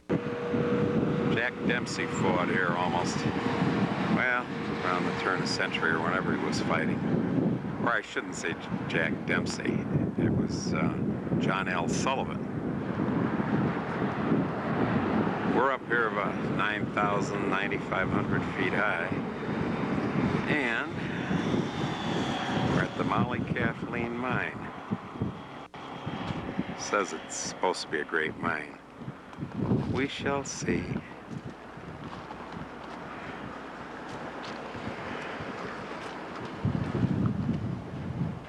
Take a picture of the top of some of the hills. So we see the tailings. There's the mine shaft of the Molly Kathleen. Some more mine shafts. Tailings. The road leading down into Cripple Creek. Should be a lot of fun down in this mine. Hope this camera takes some pictures. The next pictures you'll see will be from inside a dark mine. They may be dark pictures. What are you afraid of? The fall from there is only about 6 feet. Yeah, you won't get hurt. Hey! Just keep your feet wrapped around me. Mommy! Help! Does this stuff come off? Find me a big hill that I can. Does this stuff ever come off? Dad, does this stuff ever come off? Get your hand out of there. I gotta walk over to Dad. Hang on to Maureen. You hold on to Chris's hands. Oh, right into the sun. Ouch! Oh, my neck. The mine yet, there's a long wait. So I'm going to take a wide view shot. We're up 9,825 feet at the Molly Kathleen mine, overlooking the town of Victor, Colorado. And there's a mountain range in the background. And look at Beth's. Beautiful view. I do. I'll span it. 5 cents to look through here. It only lasts about 30 seconds. Didn't see me 20. There's Victor. Get out of my pockets.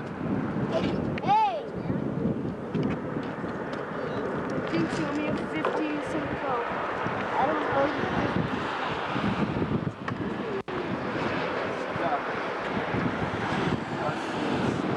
There's the hill going out of Victor.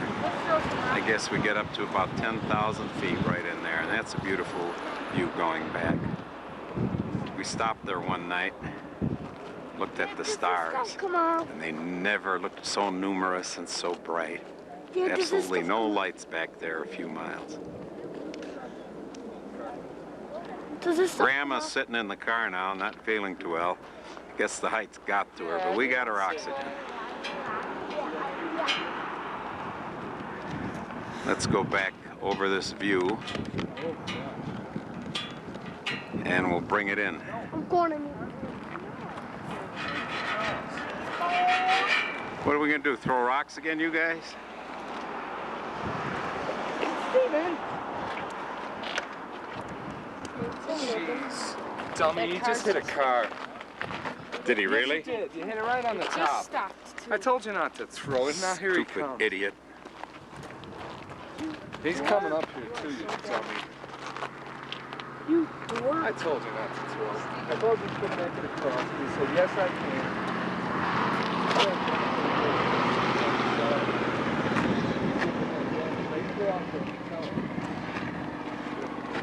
Get out of the way, Beth. Great. Steve, now they're coming Stop. up. Yeah, the thing is, it's Dad who's going to have to worry about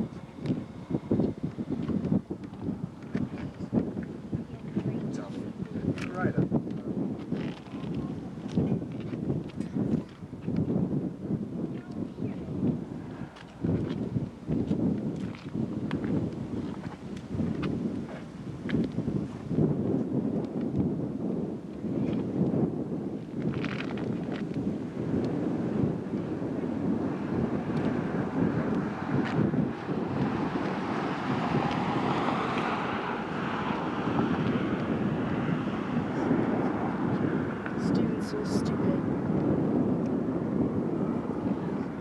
stupid is person called this?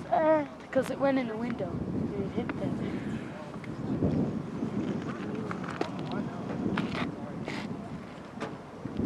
And like I said, I'm going to ring a 3-1. But if this is working how it's running, this way it's running. Everybody about ready?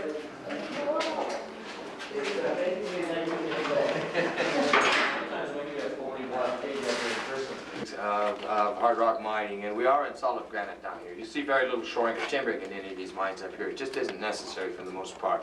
And of course the rock is so hard down here that we do use dynamite to blast through down here, and we set it up basically just like our display right here. This is all around. This is a standard 25-hole round here. It's an area about 7 or 8 feet high, 5 or 6 feet wide, and 6 feet deep into the rock. So each one of the holes here is drilled into the rock 6 feet. The machines that we use underground nowadays are called jack legs, and they're a lot more modernistic than the machines I'll show you on the tour. These machines on the tour came out of the 20s and the 30s, basically. This old timer right here is called a liner. The liner here is pneumatic. It means it runs off compressed air, which most of your machinery underground does. It runs off compressed air that comes down the utility shaft. So anyway, we're going to take our liner here and line around. We'll start right here in the center with an area called the burn. This is a 5-hole burn that they've set up here again. It's pretty much standard. There's your 25th hole in the center. As you can see, there's nothing in it. It's empty. The reason for that hole being there is if you didn't have the hole there and you set these sticks of dynamite off out here, without that hole, the only thing those sticks would do is just blow right back out of the holes there, just like coming out of a barrel of a gun. It wouldn't have any effect. That's what we want. So the burn here goes first in the round, first as far as the sequence is concerned. On the outside of the burn, you come in here with what they call relievers. The relievers, again, will go with least resistance. Up here, we'll break it over into the burn area. And then more relievers on the outside here. The last ones to go in off in the round are across the bottom there. They're called lifters. Lifters, again, are going to go with least resistance. They'll take 5 or 6 tons of cracked up fractured rock up here, kicking up, and it's also going to tend to roll out. Now, before we set our round off, of course, we would tear down the machines here and get them out of the road. And the last thing we're going to do before we set our round off, we're going to lay down muck sheets right over here. They're just flat metal sheets. And you set them down flat on the ground right out here in front. Like I say, when those lifters go off, they're just going to roll that whole tire mass right out of there and dump it right on top of the muck sheet for you. The reason you lay down a muck sheet is because of, it's very important there, and it's because of the next step here in the situation here, the muck stick, right? And the sheets just make it an awful lot easier when you're trying to shovel off the floor down here, they really do. And you would take and shovel it into your tram car over here. Standard underground for the tram is 1 ton, and you would take and tram it over to the central shaft there, dump it onto the skip, and send it on up to the surface. And they do have tram rails down here, by the way. They buried them to make it easier for us to walk here on the tour.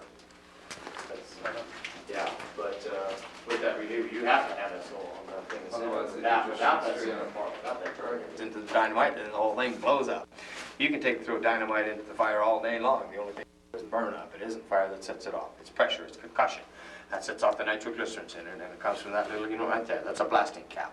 Caps are dangerous if you don't know what you're doing with them there. They come off with about 1,700 pounds per square inch of pressure, and they will take a hand real quick if you're messing with them the wrong way. You do take and crimp the cap onto the end of your safety fuse here with the crimping pliers. Take the sharp end of the pliers and load it into the stick. At that point, this becomes what we call a primer stick or a primer. These are the first ones to go into the holes. There's one in each one of the holes back there in the round. They go clear to the back, then you come in on top of the primer with the rest of your sticks of dynamite and a round wooden tamping stick and tamp them in real nice and tight there. Now, the old timers, to get the series there in their round, would take and cut their fuses to different lengths, and then to light the fuses, they use what they call a splitter cord here. It's just a piece of fuse itself. You take your knife and make some cuts in here, and you light it on this end. It burns up to the cut. When it hits that cut there, it will spit a flame out, and that's the way that they used to do it. Anymore, we prefer to do it with these down here on the bottom. These are igniter caps and igniter cord. You can see how that part of it's set up. It's real simple. Anymore, all you have to do is take and flick your bic on the end of that right there. Down here in the bottom, they've stuck some turquoise in here, which is a laugh to me because, well, they do have a couple of turquoise mines that are just outside of Cripple Creek down there. And it doesn't have anything to do with the hard rock and the mining up here with the gold and stuff like that. But anyway, there is a little bit of turquoise up here in this area around here. Okay, we're going to start up here in the corner with a real pretty rock here, kids. You know which one that one is? Yeah, this is your fool's gold, isn't it? It's very pretty. It has very little commercial value. It did play an important part in the mines here in the past, and that's the reason that it's in here.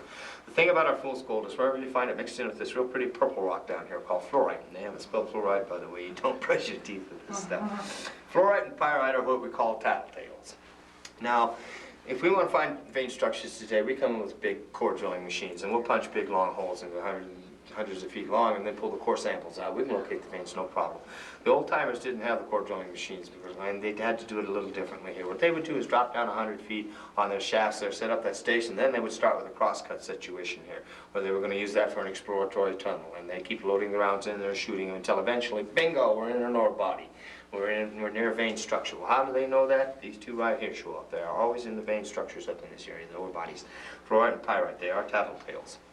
The dust and nugget up here. These are your surface placer coals, and very rare up here, in particular the nugget. You won't find the nugget up here at all. Some of the dust maybe, but the nugget, no. The free gold's over here, fairly rare up here. There was some, but again, not very much as far as the product is concerned. What happened up here in this area, what they call in geology a volcanic intrusion. And what that means is when the volcanic activity came into this area and shot up along the fault lines through the crust of the earth, through the mantle of the earth, and when it hit this top rock up here, the rock was too tough for it and it got stuck. It never busted through to the surface. And for that reason, the veins are contained down underneath the ground in the hard rock down here. And they're called telluride ores, is the name for the ore type situation here, and there are two forms, sylvanite here and calaverite. The sylvanite is the lower grade of the two ores. The sylvanites will run 40, 50, 60% gold, and the rest is what they call a conglomerate, which is a mixture of some of the other trace minerals, silver and some of the other minerals down here. Calaverite over here is a little different story. Calaverite is a crystalline form of gold and much higher grade. Calaverite crystals have been known to run upwards to 95% pure. This is hot rock in here that I'm talking about. But what the dickens am I talking about? That's just silver color. What happened to the gold? Well, there's a secret to that. For gold to turn the gold color here, two things have to happen. Number one, it's got to be superheated. Now, that's provided by your volcanic activity, no problem.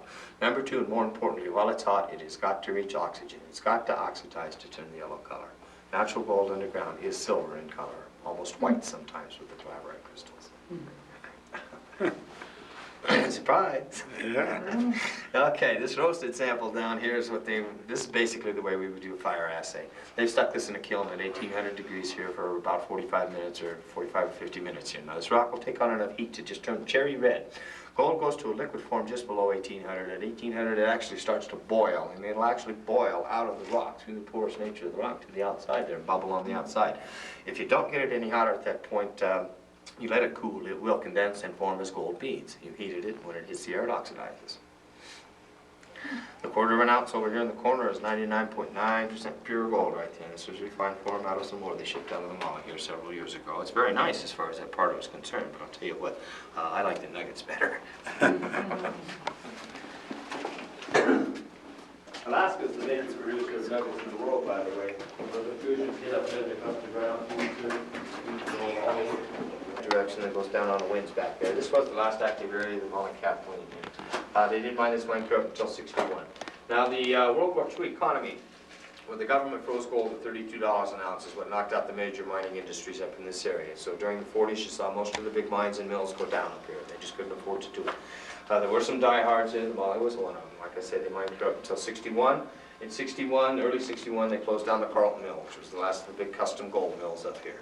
And with the closing of that mill, of course, that was the end of the mining up here in this area, and also the end of an era, basically. Since then, things have kind of changed. Like in 1978, when we went back on the gold standard, the gold shot up over $800 an ounce there for a little while. Now, there was a lot of activity there for a little while. They drilled the shaft on the Ajax 300 feet deeper during that year. And of course, it only lasted for 2 or 3 months there, and then of course the bottom fell back out, and then went back down to about 350, and then started a slow climb. Now, what they were waiting on up here is, of course, the idea of the price going up. They need at least $500 an ounce for to do that. And we got some good news here. The first part of last week, they went on strike over in South Africa. Yay! Because it means we will be doing some more work up here during this winter. It got real skinny over the last couple of years up here as far as working. Can you still mine this mine? They won't mine the Molly. Not this one anymore. No, they won't do it here. These names down here, by the way, are just old timers that worked here in the Molly.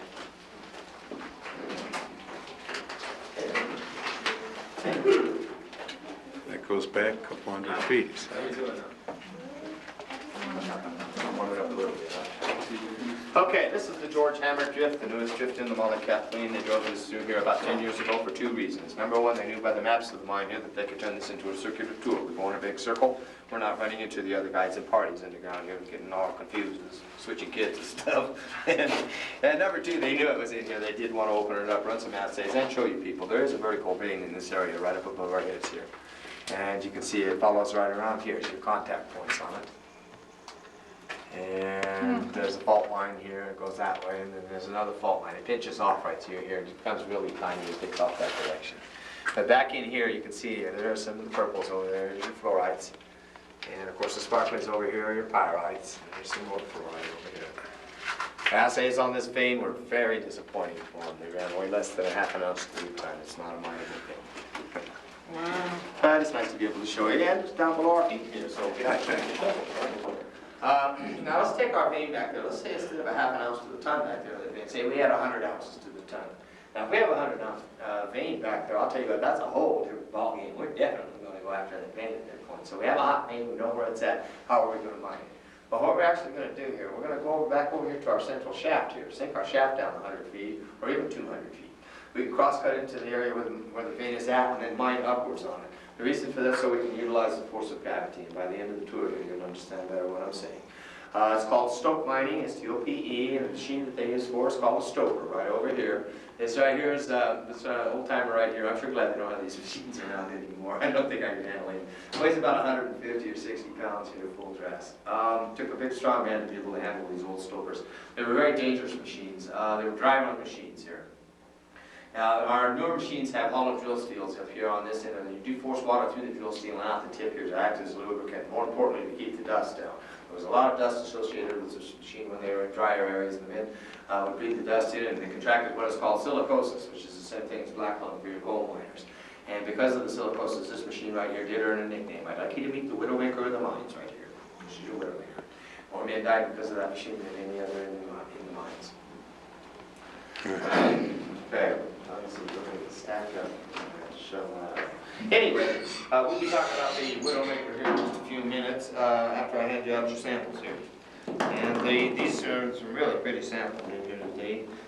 These did come directly out of a vein up on 700 level, and they do contain gold. If you wanted to prove that there was gold in your rock here, you would take it home with you and stick it in the oven at 1800 degrees. They call the fire department because you just burned the house down, right? And you'll be able to see these when you get up on the surface again.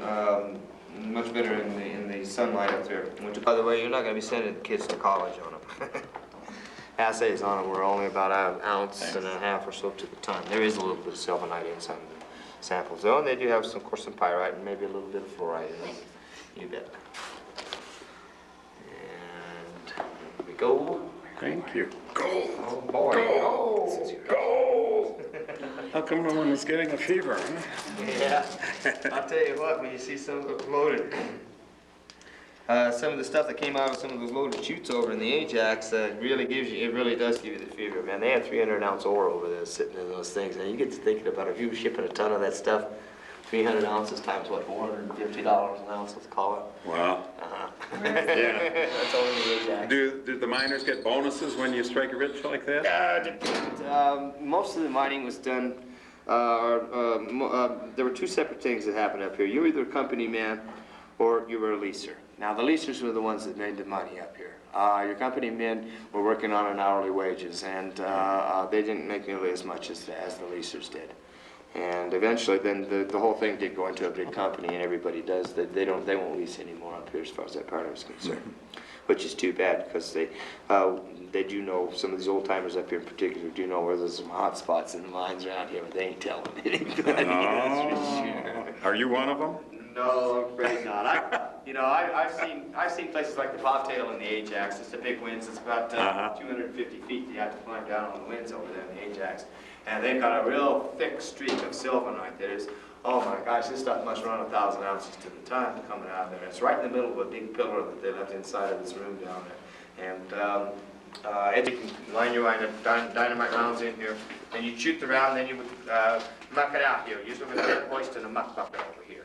Now, the reason that they drove down on the winds here was because this was a low-grade vein. If this had been a higher-grade vein, they wouldn't have bothered with the winds. They would have done what I said, gone back to the central shaft, sunk the shaft, cross-cut into the area, and then, of course, stope line upwards. And there is an open stope directly above our heads here.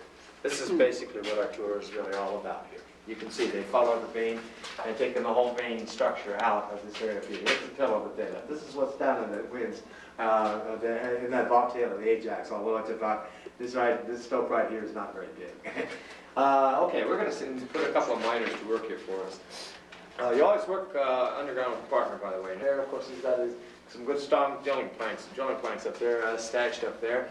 And what your drilling planks are, these right here are called stulls, S-T-U-L-L, and they're big brother to the sprags back there for your utilities. And you do run across stulls here with drilling planks like this. And like I say, he'll climb up there, he's got his drilling planks, he'll set up a platform there on these old stalls. Now he took a rope, a hammer, and a chisel with him up there. And when he gets up there, he's going to lower the rope down here to his partner who's waiting. He's got a couple of new stalls cut for him. He'll take and pull those up there, take his hammer and chisel it to the sides of the rock across up there. Wedge them in real nice and tight there when he lays his stalls across. And when he gets his two stalls in up there, of course, then he can put his platform, move it up on top of them, hop up there, lower the rope down here to the partner who's waiting. Again, and guess what partner had for him this time? I had a winter maker back there, that stove that I showed you. Those old timers were tough. He would pull that machine up this way, get his airlines, pull those up there, and his drill steel and stuff, put that machine together up there, get up there on that platform, commence to line around on that main. These were the highest paid miners, by the way, in the service. That had to work that way. They got all $3 a day in there during the century. Places that open stuff on that vein. You're going to go in there and line those rounds with dynamite. You blow the rounds, the rock comes down into the chute. You're not going to pull that rock out of there. You're going to leave most of that rock pile up inside of there. You maybe pull a little bit out. But you can come right in on top of your rock pile and if you're drilling plank in your machine, just drill right off the rock pile. You follow the vein up here round by round till you get to the apex. And when you reach the top of the vein, then you can come by and pull the whole chute dry and ship it. That's usually the way we would do it. A lot simpler than that. Yeah. The thing that's neat about having this particular air tram here on the tour is that the fellow that built this back in the early 20s, his name's Art Tremaine. He's still alive and well down in Cripple Creek. He's one of the old timers up here. He's up into his 70s now. And this machine, as far as we can figure, is the very first air tram in the world right here that you're looking at, which makes it very unique. And it does have a nickname. I'd like you to meet Sea Witch. Now, when I found out about the nickname here, of course, I ran and found Jermaine. I wanted to find out why that was, and I'm glad I did, because the answer that I got, he said, well, Tommy, he says, when I first put that brainchild of mine together up there in the in the valley there, it was brand new. We didn't know exactly what to expect from the thing, so we just had to see which way she was going to go.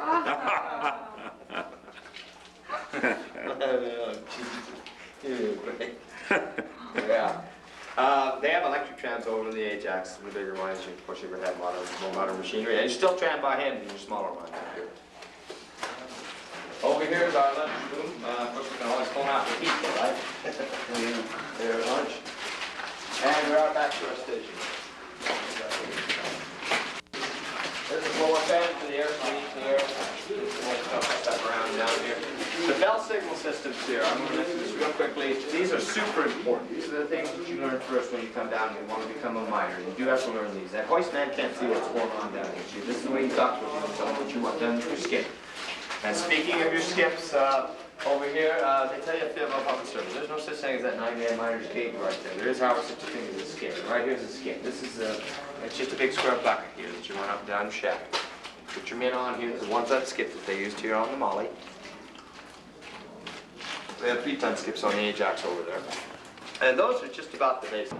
All right, there's Pike's Peak from the opposite side. We're out of the mine, of course.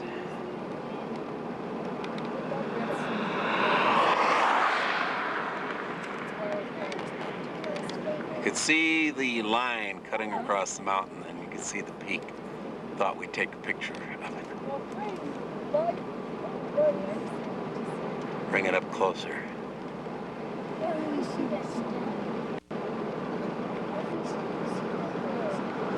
Now we'll take a view.